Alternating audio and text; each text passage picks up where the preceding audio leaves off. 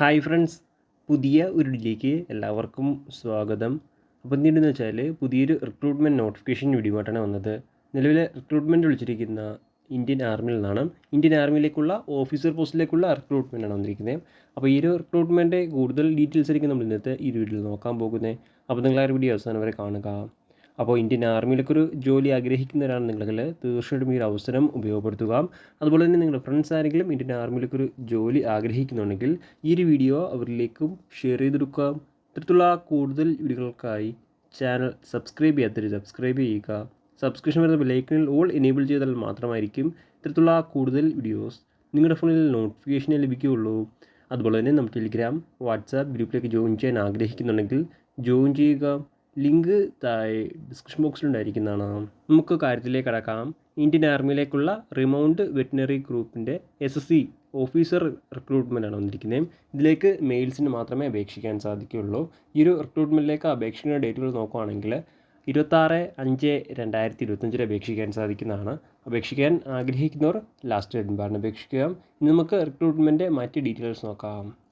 ആദ്യം സാലറി നോക്കുകയാണെങ്കിൽ സ്റ്റാർട്ടിങ് 61,300 രൂപ മുതലാണ് സ്റ്റാർട്ടിങ് സാലറി. ഇനി അടുത്ത റിപ്പോർട്ട് ചെയ്തിരിക്കുന്ന വേക്കൻസി നോക്കുകയാണെങ്കിൽ ആകെ 20 വേക്കൻസിയാണ് റിപ്പോർട്ട് ചെയ്തിരിക്കുന്നത്. ഇതിൽ 17 വേക്കൻസി മെയിൽസിനും 3 വേക്കൻസി ഗേൾസിനും റിസർവേഷൻ ചെയ്തിട്ടുള്ളതാണ്.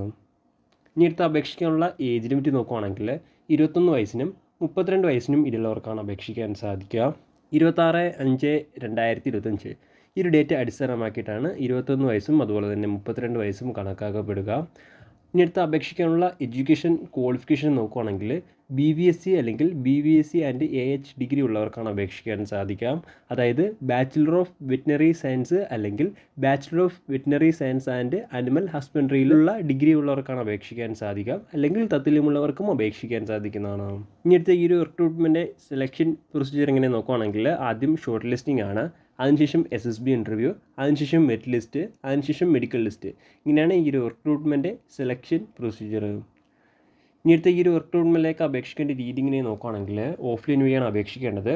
ഓഫ്ലൈൻ വഴി അപേക്ഷിക്കാനുള്ള അഡ്രസ്സ് നോക്കുകയാണെങ്കിൽ ഡയറക്ടറേറ്റ് ജനറൽ റിമൗണ്ട് വെറ്റിനറി സർവീസ് ബ്രാക്കറ്റിൽ RV-1 bracket close QMG's branch integrated head quarters of MOD ബ്രാക്കറ്റിൽ army west block 3, ground floor, wing number 4, RK പുരം, ന്യൂഡൽഹി 110066.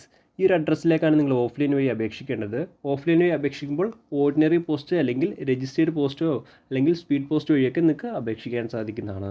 അതുപോലെ തന്നെ അപേക്ഷിക്കുമ്പോൾ ആപ്ലിക്കേഷൻ ഫീസോ കാര്യങ്ങളൊന്നും ഉണ്ടായിരിക്കുന്നതല്ല. എളുപ്പത്തിൽ നിങ്ങൾക്ക് ആപ്ലിക്കേഷൻ ഫോം ഫില്ല് ചെയ്ത് അപേക്ഷിക്കാൻ സാധിക്കുന്നതാണ്.